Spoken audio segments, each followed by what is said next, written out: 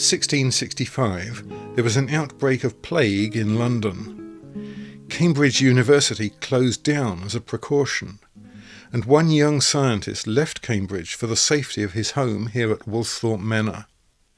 His name was Isaac Newton, and he would go on to become the most famous scientist in the world. During the 2 years that Newton spent at Woolsthorpe, he discovered the law of gravity and the laws of motion. He made important discoveries about light, and he became one of the inventors of the calculus. He went on to become president of the British Royal Society, one of the first national scientific associations in the world. Newton had been born in 1642, the year that Galileo died. In the years after Galileo, scientists like Isaac Newton, Robert Boyle, and the founders of the Royal Society didn't see any conflict between their faith and their scientific inquiries. In fact, Boyle spent a lot of time thinking and writing about the relationship between science and faith, and Newton was more interested in his theological investigations than in his physics. Now, we often think of the period of about 1680 to about 1800 as the Enlightenment. We often get the story here that, finally, yes, the church had been shaken by Galileo and by Copernicus and all of these people, but it had got its grip tightly back again. But then the Enlightenment came along and all was peace and light and love and joy. No, it actually wasn't as simple as that. This is a myth. It's a myth created in the 19th century. People living in 1750 didn't know they were living in the Enlightenment. On the other hand, though, yes, there were great discoveries. Newton's laws of gravitation were seen as a new way of understanding the cosmos. People like John Hunter in England, Scotsman working in England, does fundamental work on the studying of the human body and anatomy, and asks one of the first key questions about what is infection and what actually causes people to die from things that they pick up.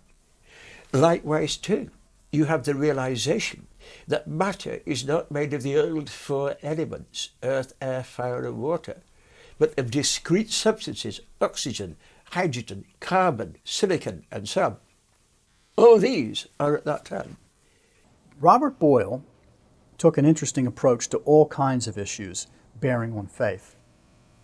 From the time he was a young man, from the time he was no more than 20 years old, his approach was best summed up in the following phrase: "He whose faith never doubted may justly doubt of his faith."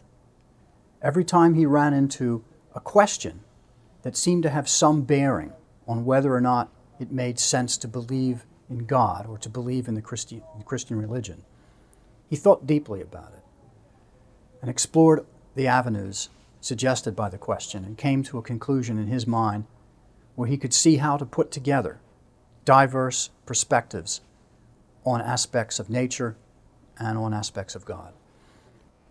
He did this his whole life.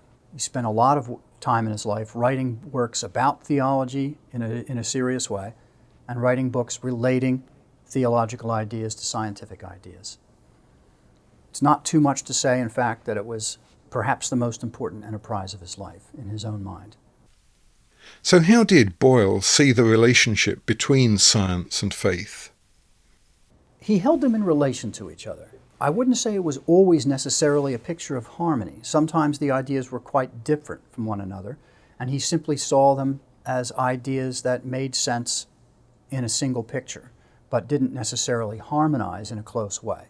For example, he spoke about truths above reason in one of his books.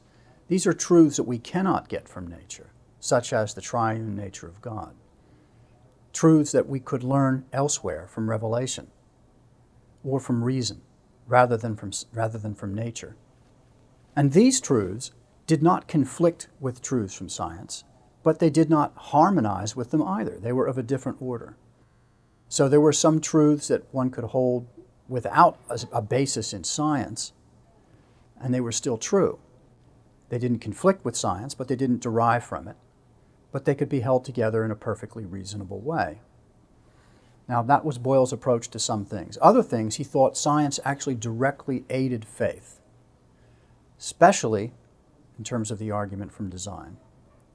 Boyle was convinced that the strongest argument you could find for the being of a deity, as he puts it, were arguments from the complexity of nature. Biological nature above all, but also the physical universe. That from evidence of design and nature, one could infer a God. And his goal in doing this was moral. Boyle wanted people to be moved, personally moved by the conviction that God exists. As he puts it, he wants them to be affectively convinced of it. And so that this will result in pious living and true worship. The first modern scientists, like Isaac Newton and Robert Boyle, would have been very surprised by the claim that there's a conflict between science and faith. One legendary example of this conflict is the debate over evolution between Thomas Huxley and Samuel Wilberforce that happened in Oxford in 1860. Next time, we'll examine what really happened in this great debate.